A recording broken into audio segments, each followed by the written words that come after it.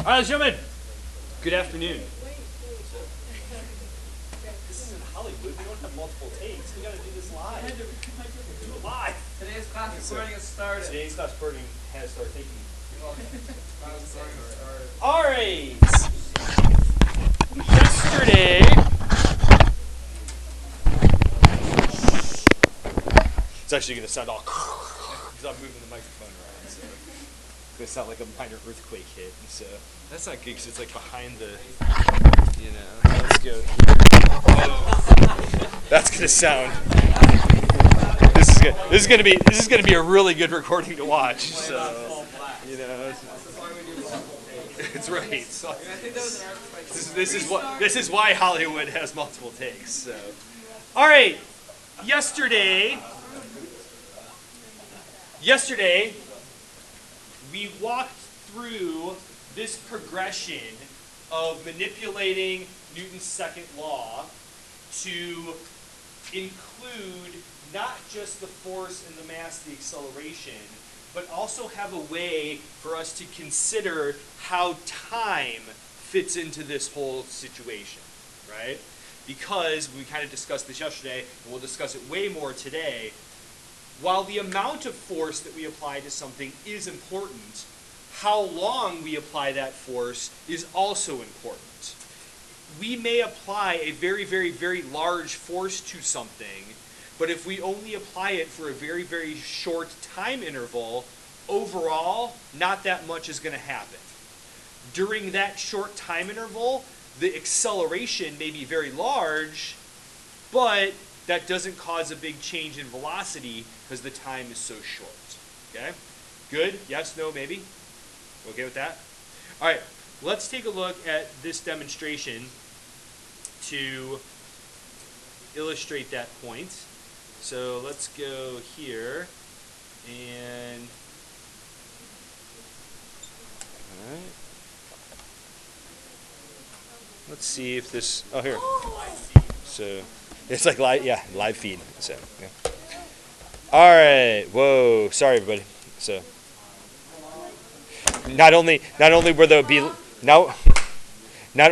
be loud banging noises, there will also be make you sick camera kind of thing too. So yeah.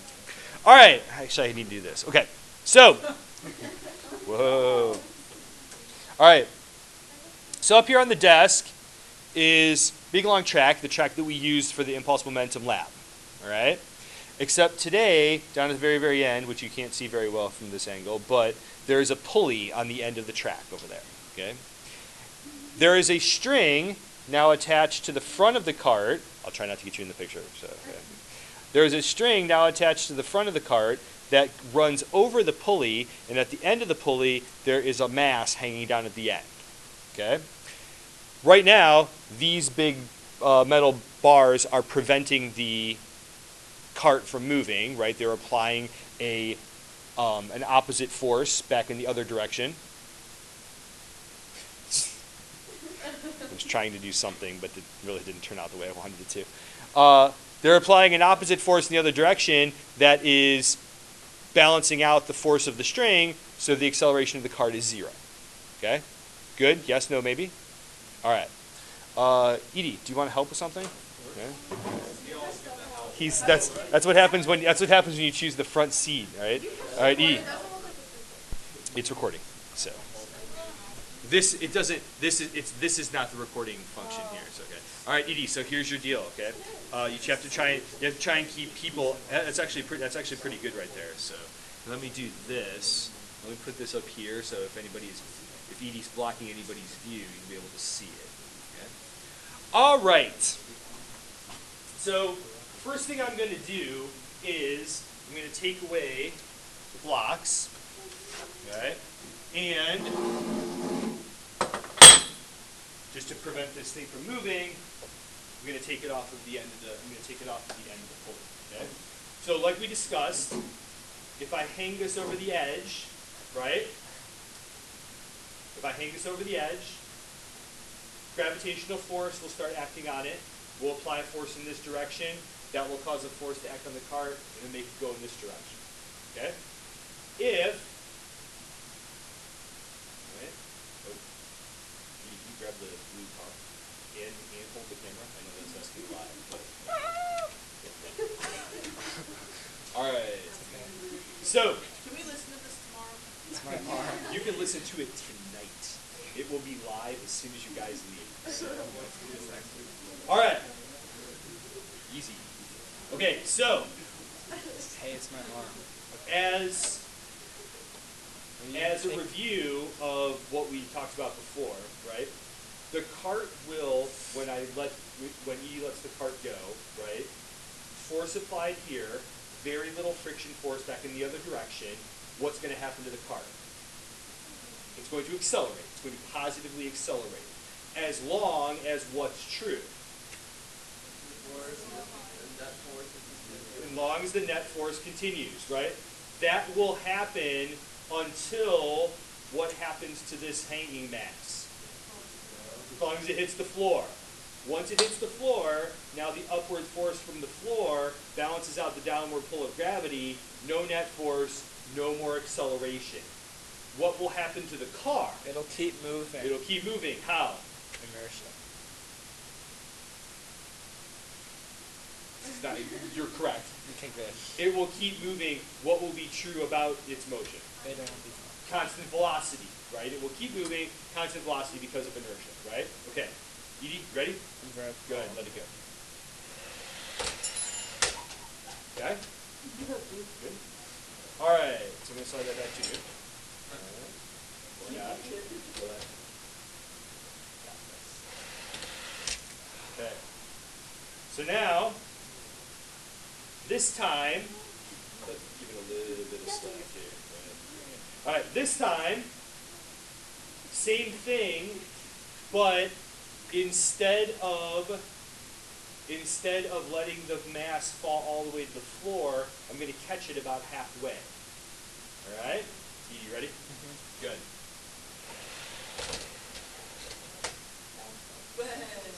So, what? It was slower. It was slower, right? If we go back to, oh, when the camera's on, I can't do this here. Oh my goodness. All right, Edie, thank you. I appreciate You're your help. welcome. Okay.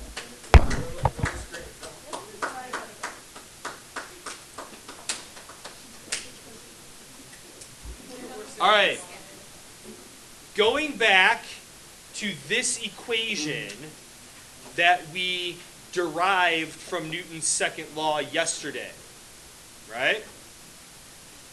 In this case, the net force in this situation was coming from where? Gravity, right? I didn't change the hanger either time, so what's true about the gravity force in each situation? Same. Anything happened with the mass of the cart?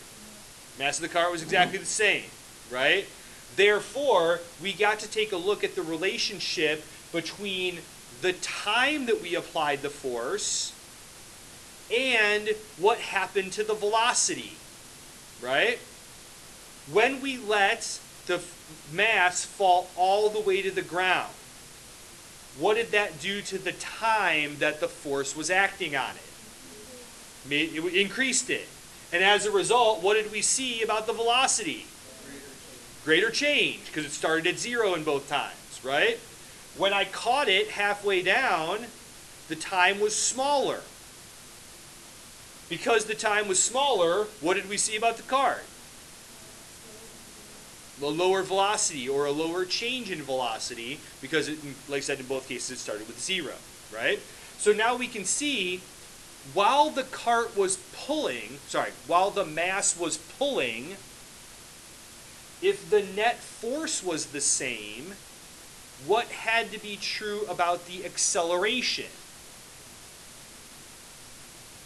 It had to be the same as well.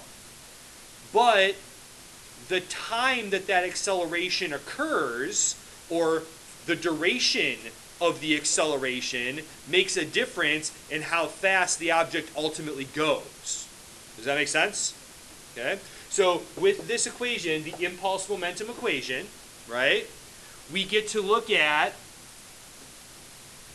what is the force, but then also how long does that force act? And then looking at both of those things to determine what will ultimately happen to that velocity. Okay? Good there? We okay with that? All right. Let's take a look at some examples. All right. Here is a picture of a golfer. Time-lapse photograph that shows the position of the club at, small intervals of time all the way through his swing. Okay? What? Okay. All right. While this is a picture of a golfer, this concept can apply in a lot of different situations. Okay? So let's talk about two different types of golf swings. All right? Let's talk about a drive versus a putt. Okay? Even for those of you that don't play golf, right? Are we familiar with the difference between a drive and a putt? Okay. All right. I just want to make sure that we're, for real. Okay, the drive is when you hit it farther. A drive is usually what you call your first hit on a hole, and in a lot of cases, you're trying to hit it as far as you can. Okay. And a putt is when you're close to the hole, and you aren't going to hit it as far. Okay? All right. So, looking back at our impulse momentum equation, we have two different situations here. Right? When we hit a drive, when we try to hit the ball as far as possible, what do we want with delta V? We want a big change in velocity, right? The ball is not moving. We want it to be moving very quickly. So this delta V value, we want it to be really high.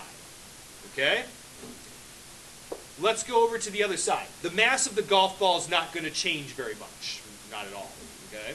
So if we want delta V to be bigger, what should we do with the other side of the equation? Well, what actually should we do? Put more force and more time, right? If we make a bigger force for a bigger time, that will make the cart go, or the ball go even faster, right? If I had hung one of these metal weights on the edge of the track over there, right, and let it fall all the way to the ground, what would we have seen about the cart? Go even faster, right? Whoa. So here, I'm hanging these on the edge over here. That increases the mass over here, right? But what is it doing to the force as well? Because if we increase the mass, more gravity, right? Okay? Ready? Good. Right? Even faster than before. Okay? So if we want to make something go really fast, we increase the force and we increase the time. Think about a golf swing. This golf swing right here starts back here behind the guy, comes through the ball, and goes all the way back behind his head. Okay? When you putt the ball, whether on a real golf course or if you're playing putt-putt, right? First, how hard do you swing the club? Definitely not as hard as a driver. And how long do you swing the club? Like this far, right? Okay? So in this case, right, when the club comes through and keeps going, we actually increase the amount of time that the club is in contact with the ball, right? If the ball was sitting here, the club came through, and we stopped right when the club made contact with the ball, it's not in contact with the ball very long. But if you keep going, you get to push the ball for a longer amount of time. Okay? Say again? Still not very long, but increasing time will do what to the change in velocity? Make it bigger change in velocity, right? Just like we saw with the cart. Okay? While this is a picture of a person golfing, you can apply it to a bunch of different athletic situations, right? Throwing a baseball or a football. Exactly the same thing, right? When you throw, when the ball leaves your hand, you don't just stop your hand, right? You keep that hand going because that increases the amount of time that you're touching the ball, that you're pushing the ball, right? Swinging a tennis racket. You don't just stop as soon as the tennis racket hits the ball, right? You keep the tennis racket going. Same situation, right? Unless you don't want to hit the ball very far, right? If you want to do like just a short shot or whatever, right? You come, you swing, and you stop it right here. Because that decreases the amount of time that the racket is in contact with the ball, right? Kicking a soccer ball, same thing. As your leg comes through, you don't just stop your leg, you keep it going because that increases the time that your foot is pushing the ball. All right? That make sense? Good with those things? Okay, so summarize, right? What is the purpose of this idea of following through with something? What are we doing when we do that? You get more time, right? You cause the force to be applied for a longer period of time. And if you increase the amount of time, ultimately, what is that increase in our equation? The change in velocity, right?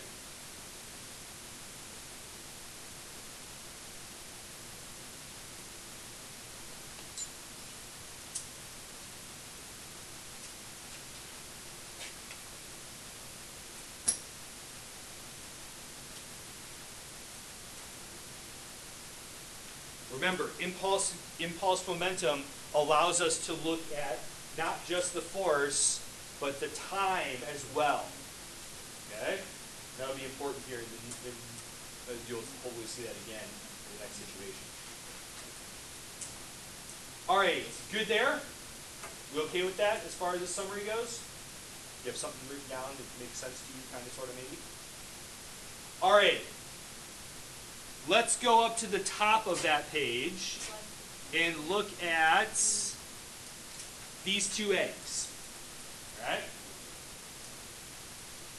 This is a different situation, and here's why. When we're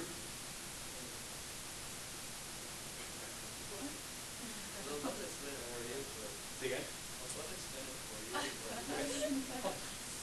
It's fine. I mean, you can explain it if you want. Let me explain why this is a different situation first, okay?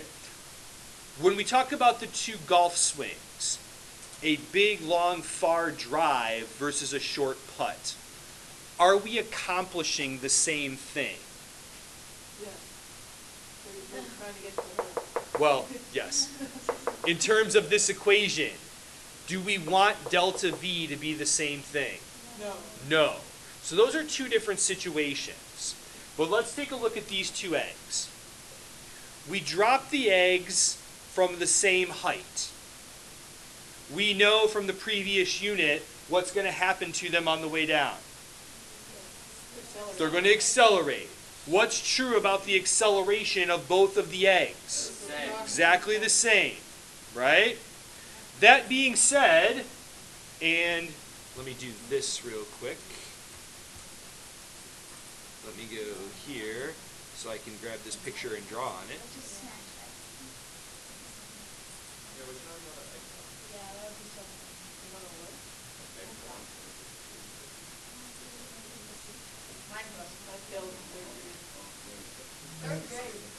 When did you guys do egg drop? Last year? Sixth grade. All right, so you guys are going to be ready to explain this to me then. That's good. No, we need to do it again. It's fresh.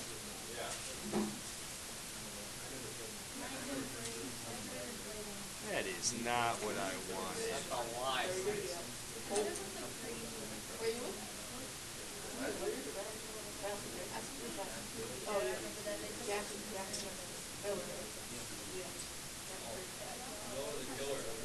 Okay, so let's take a look here.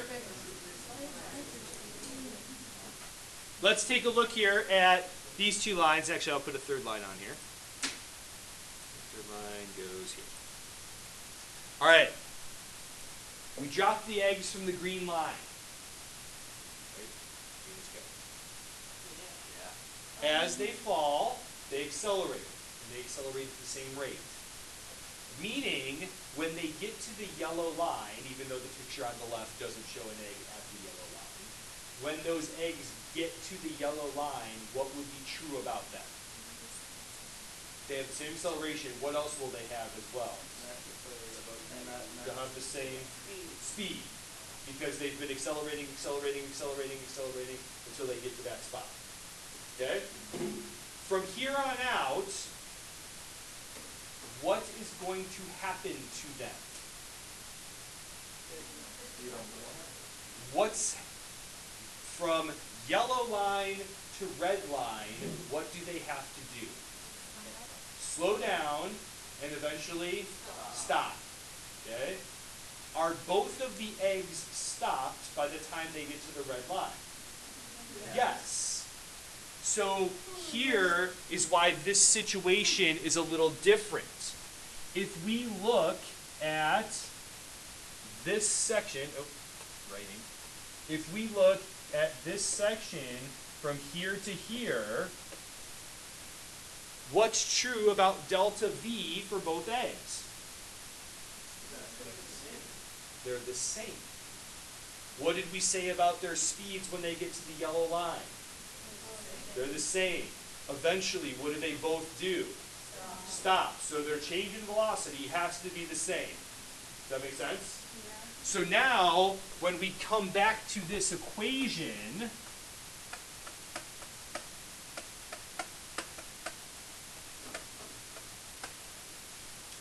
what's true about the right-hand side of this equation for both eggs? Exactly the same. So this situation is different from the golf balls, right? When we were hitting the golf balls, delta V wasn't going to be the same, but here it is. Okay, good with that? All right. If this side of the equation is going to be the same in both cases, what does that mean has to be true about the other side of the equation? Has to be the same as well. It's an equation. Both sides have to be equal. But there's two things over on the other side of that equation. Force and time. How quickly does the plate bring the egg to a stop? Very, very short amount of time, right? But the pillow, the egg hits the surface of the pillow, and what does the pillow do? It like smooshes down, right? What does that do to the amount of time that it's taking to bring the egg to a stop? It's making it a longer time. Okay? So, if we talk about the plate, the time is very, very small. But if we talk about the pillow, the time is pretty big, relatively speaking. It's not a long time, but it's longer than the plate, right? That being said, what has to be true about this quantity? It's going to be different. It has to be the same. It's a different net force, right? If we only have a very short time to bring something to a stop, how much force do we have to apply? If we have more time to bring the egg to a stop, do we have to use as much force? Okay. So, why does the egg break when it hits the plate? What? Less time means more what? More force, right? If you have a longer time to accomplish something, you don't have to use as much force. Okay? Now, keep in mind, first, what kind of relationship are we talking about here? Inverse relationship between force and time. But that only shows up in this situation because what is the egg eventually going to do? It's going to stop. The end result is the same in both situations. That's when we can see the inverse relationship between force and time. And I'm really sorry I chose that crappy color of pink because it's not showing up very well. Apologize. All right? Does that make sense? If we have a situation where the same thing is going to happen, we see an inverse relationship between the force and the time. Right? Another example. You might want to pay attention to this. It's one of the analysis questions on your lab. Sure. Well, let's talk about it in terms of this. Okay? It's same principle. Okay? All right. In a car crash, car's going 35 miles per hour. You're in the car. That means you're going 35 miles per hour. Right? Car runs into something. The car feels a force. So what does it do? It stops. Slows down first, but it stops, right? But what do? Because of what? Because of your inertia, right? You'll keep doing that until you experience a force, right? If the force is the windshield, how long does it take the windshield to stop you?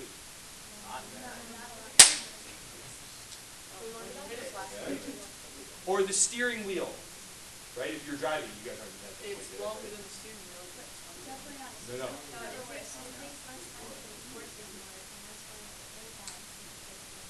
Now wait, what do the airbags do to the time? Increase the time. They increase the time, which decreases the force. If we have a longer, because eventually, what are you going to do? You're going to stop eventually, right? Well, that's another thing, right? Right, or worse, right? Depending on how fast you're going, right? Because let's think, not to be morbid and let you guys go home on this thought, but let's think about like in a car crash, right? Okay, even though, right?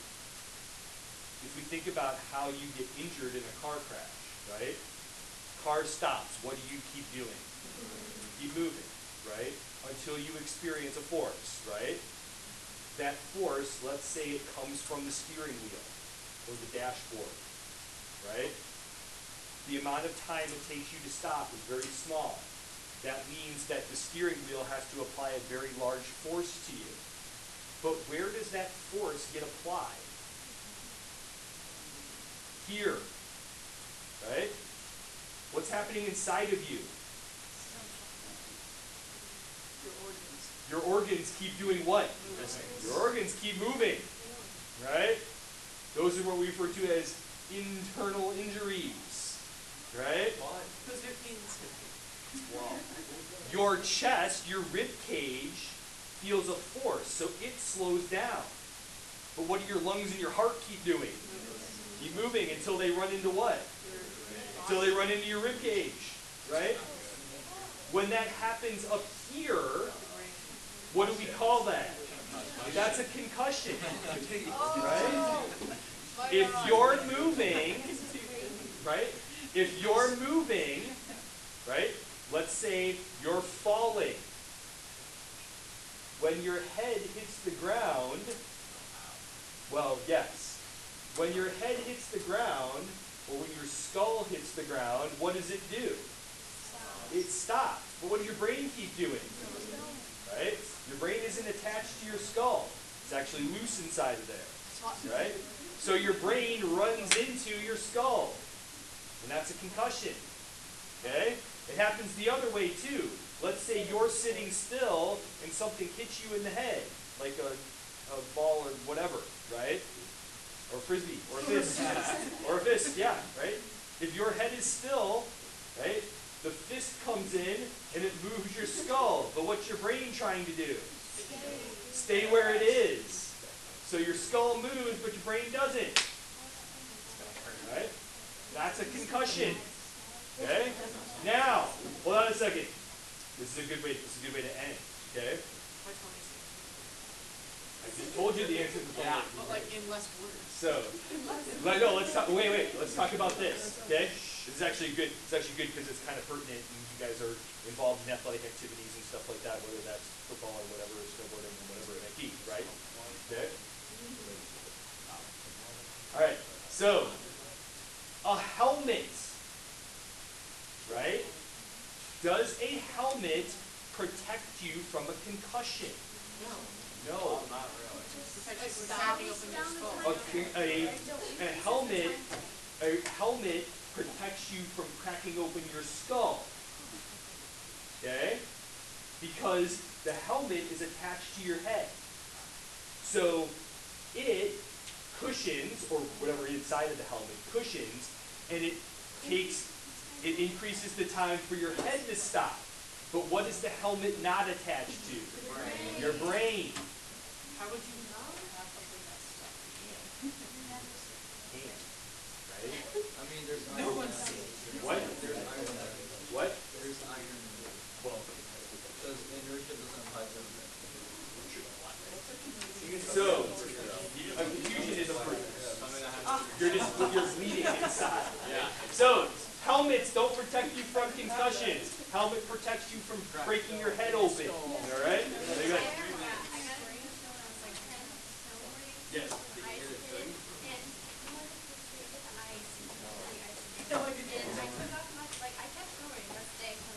Yeah. But anyways, and I took off my helmet at the end of the day, and it's like a solid like dent, and I was Yeah. like, that's good. So if you break your helmets, that's what's supposed to happen, right? Because it's increasing the time that it takes to bring your head to a stop.